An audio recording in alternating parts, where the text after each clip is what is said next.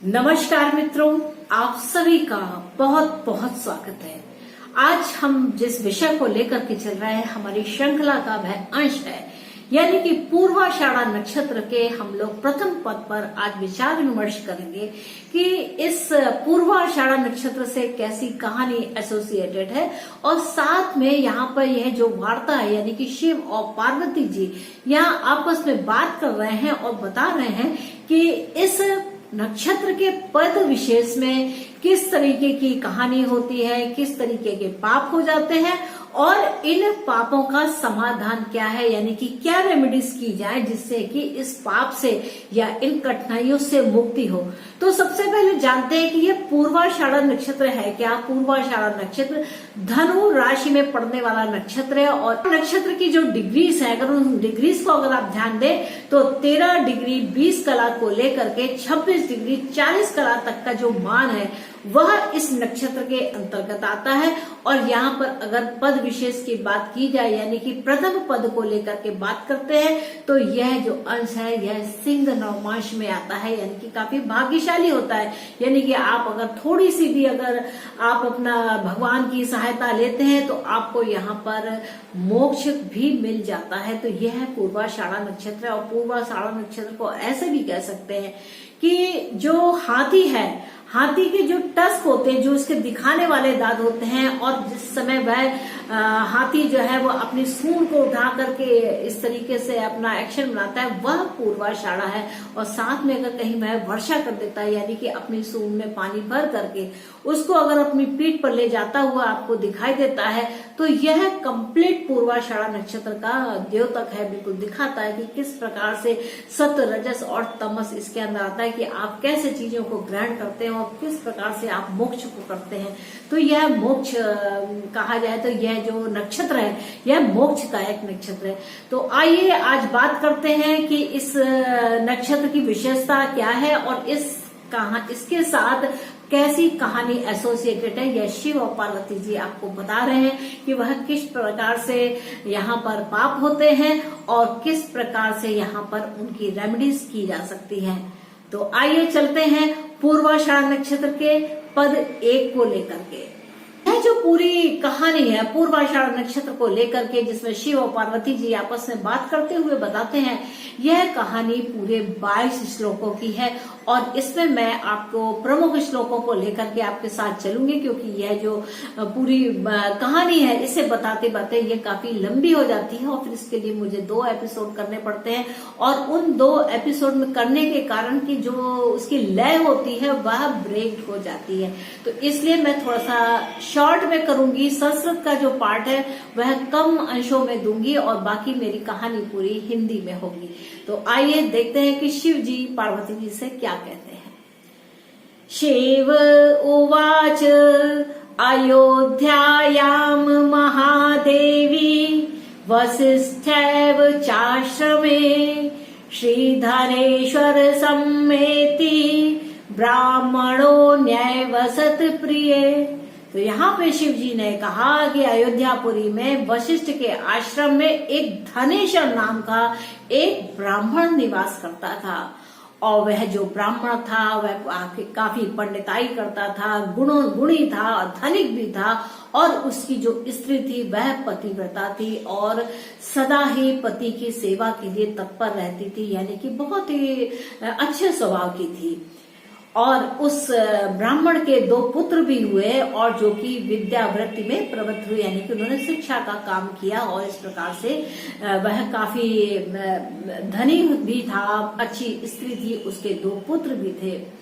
एक समय क्या हुआ कि उसका जो भांजा यानी कि बहन का जो बेटा है वह आकर के उसके साथ में रहने लगा और यहाँ पर क्या हुआ कि वह जो भांजा था वह अपनी स्त्री के साथ ही रहा और उसने सोचा अयोध्या नगरी है तो चलो जाकर के मामा जी के यहाँ जाकर के यहाँ यह अयोध्या रूपी तीर्थ होकर आते हैं। और वहां पर क्या हुआ कि उसके साथ एक कहानी, यहाँ पर क्या हुआ कि उसका जो भांजा था अभी 1 महीना भी नहीं हुआ और वह यहाँ पर काल के गास में चला गया, यानी कि सर्प काटने से उसकी मृत्यु हो गई। अब भांजे की यहाँ पर मृत्यु हो गई सर्प के काटने से।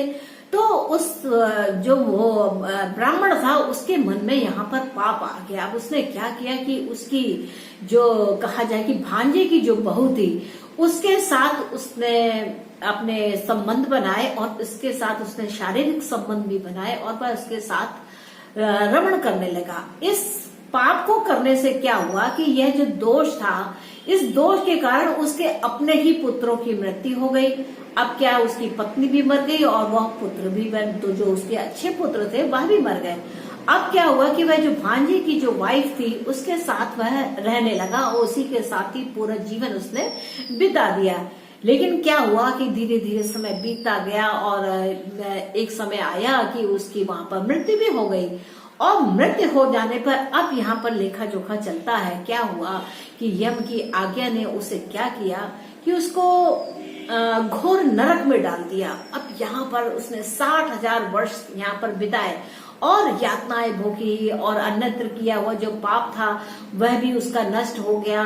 तो इस प्रकार जो उसके कर्म थे उनके कर्मों को वह भोग कर रहा था। अब क्या हुआ कि जो उसने प्रयाग में, जब इलाहाबाद में रहता था, जो वर्तमान में इलाहाबाद या वर्तमान में अब प्रयाग हो गया है, प्रयाग में जो उसने पाप हुआ था वह अयोध्यापुरी में रहने से, यानी कि धर्म की नगरी में, भगवान राम की नगरी में रहने पे वह नष्ट हो गया। और अयोध्यापुरी में जो उसने पाप किया था वह वज्र लेप के समान हो गया, यानी कि पवित्र नगरी में रहते हुए भी उसने यह पाप किया, वो भी अपने भांजे की बहू के साथ उसने ऐसा संबंध बनाया। तो यह एक बहुत बड़ा पाप हुआ। अब क्या हुआ कि यहाँ पर जो भगवान थे उन्होंने जो उसको जो जन्म दिए वह क्या दिए कि उसने तमाम नरक भोगने के बाद में वह एक बार बगुले की योनि में आया, इसके बाद वह मेढक की योनि में आया और इसके बाद फिर वह कौवा की योनि में आया। तत्पश्चात कहीं जाकर के उसने मनुष्य रूप में जन्म लिया। अब क्या हुआ है कि मनुष्य रूप में जब उसने जन्म लिया तो जो उसकी भांजे बहू थी वह ही इसी जन्म में उसको फिर से प्राप्त हुई। तो यहाँ क्या है, यहाँ पर उसने खूब विद्याएं पढ़ी, उसने वाणी से चतुर हुआ और गुणी हुआ और यहाँ पर उसने सारे अच्छे कर्म करने शुरू किए, क्योंकि उसका अंदरूनी जो व्यक्तित्व था वह तो अच्छा था, लेकिन परिस्थिति वश या किसी वश भी उसने कुछ पाप किए, जिस पाप की उसको यहाँ पर सजा भुगतनी पड़ी। तो आगे देखिए शिव जी ने इस कहानी को बढ़ाते हुए आगे क्या कहा। जब उसने भांजे की बहू के साथ वह रमण करने लगा तो यहाँ पर क्या हुआ कि उसके शरीर में बहुत ही पीड़ा हुई, उसके बहुत दर्द होता था, कभी उसके हाथ पैरों में दर्द होता था, कभी उदर में दर्द होता था, कहीं ना कहीं कोई ना कोई उसके शरीर में पीड़ा बनी ही रहती थी। और यहाँ पर क्या, उसके बहुत सारे यहाँ पर कन्याएं भी निरंतर उत्पन्न हो रही थी। तो कन्या क्या है, कन्या आपके सारे धन को लेकर के दूसरे के घर में जाकर के बसती है और वहां जाकर के एक नई दुनिया को बनाती है। और वही क्या है, इससे क्या है, एक ऐसे कहा जाता है कि वंश परंपरा यहाँ से रुक जाती है, क्योंकि स्त्री जिस जगह जाती है, पुत्री जिस जगह भी जाती है, वहां के जो भी धर्म होते हैं, वहां के जो कर्म होते हैं, उन कर्मों को अपनाते हुए अपने उस वंश का वह वयोवृद्धि करती है।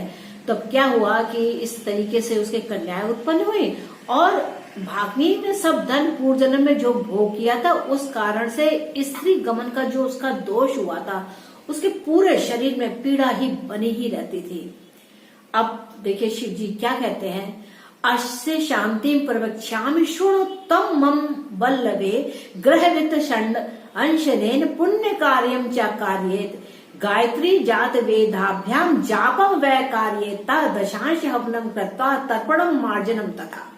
यहाँ पर शिव जी ने कहा है कि हे वल्लभे सुनो, उसकी शांति को सुनो, मैं क्या कहता हूँ कि यहाँ पर क्या है, अपने जो उसका धन है उसका छठा भाग, प्रॉब्लम्स को दूर करनी है अपने जीवन की तो वहां का छठा भाग, और अपनी पीढ़ी को अगर बदलना है तो अपने ग्रह वित्त का अष्टम भाग पुण्य कार्यों में खर्च करना चाहिए और गायत्री मूल मंत्र का यहाँ पर जाप करना चाहिए और उसका दशांश हवन करें, तर्पण करें और मार्जन कराने। तो ये एक बहुत सिंपल आता है कि गायत्री मूल मंत्र हर जगह आता है।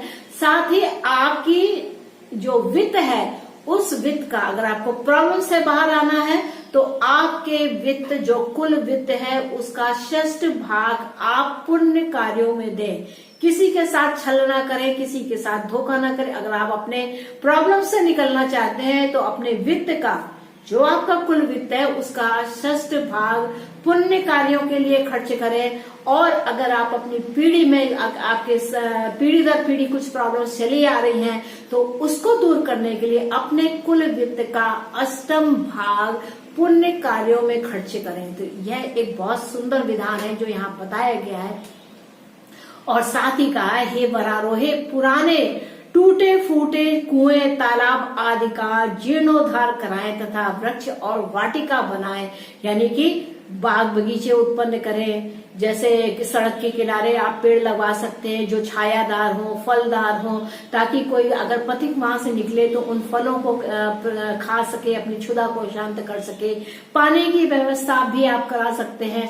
तो भले ही आपके आसपास कोई कुआं ना हो तो आप वहां पर कुछ पानी का टैंक रखवा सकते हैं, पानी के बॉटल्स रखवा सकते हैं। आप मतलब बिना किसी, कहा जाए तो एक दान के रूप में इस कार्य को कर सकते हैं। तो इस प्रकार यह कार्य करने से आपके जो कष्ट होते हैं वह दूर होते हैं। और प्रयाग के माघ महीने में तुला दान करें। जब माघ मास में, यानी कि जनवरी फरवरी का जब मास होता है, उस मास में माघ के महीने में प्रयाग में तुला दान करें और धूम्रवर्ण की एक उत्तम गाय ब्राह्मण को दान दें। तो हे देवी, अगर कोई इस प्रकार से ये नियम पूर्वक इन कार्यों को करता है तो उसके सभी पाप यहाँ से जो मुक्त होते हैं वह पाप नष्ट हो जाते हैं और उनके वंश की वृद्धि होती है। यानी कि जो प्रॉब्लम्स चली आ रही हैं वह नष्ट होती हैं। साथ ही साथ आपकी जो फैमिली, कई पीढ़ियों से जो प्रॉब्लम चल रही है वह भी यहाँ पर समाधान होता है। और ऐसा करने से सब प्रकार से शांति होती है। और रवि युक्त जो सप्तमी है उस दिन व्रत करें और स्वर्ण का दान करें। ऐसा करने से सभी प्रकार के जो रोग होते हैं, कष्ट होते हैं, वह दूर होते हैं। शय्या दानम ततो दधान तत्सा सुपुत्रेण सर्वे रोगा क्षयमयांति नात्रम कार्य विचारणा। तो इस प्रकार शय्या दान करने से भी यहाँ पर क्या है कि किसी को आप हॉस्पिटल में आप बिस्तर उपलब्ध करा सकते हैं, या किसी प्रकार से खाट, चारपाई या कुछ भी, जहां पर भी आपकी जो क्षमता है उसके अनुसार जब आप कार्य करते हैं, आप शय्या दान करते हैं, तो यह सब करने से क्या है, आपके जो रोग है, आपके जो कष्ट है वह दूर होते हैं और आपके यहाँ पर परिवार की वृद्धि होती है। तो मित्रों, यह 22 श्लोक यहाँ पर पूर्ण होते हैं और आशा है कि आपको मेरा यह एपिसोड अच्छा लगा होगा। और आपने अगर मेरे इस एपिसोड को एंजॉय किया है तो मेरा चैनल सब्सक्राइब करना ना भूलें, क्योंकि आगे आपको और भी बहुत कुछ, बहुत सच्ची और सही जानकारी यहाँ पर प्राप्त होगी। और मेरे चैनल को लाइक कीजिए, सब्सक्राइब कीजिए और शेयर करना तो बिल्कुल मत भूलें। और कमेंट के माध्यम से बताएं कि आपको मेरे ये एपिसोड कैसे लगे। तो मित्रों, मुझको आज्ञा दीजिए, मिलते हैं नेक्स्ट एपिसोड में पूर्वाषाढ़ा के दूसरे नक्षत्र को लेकर के। तब तक के लिए नमस्ते।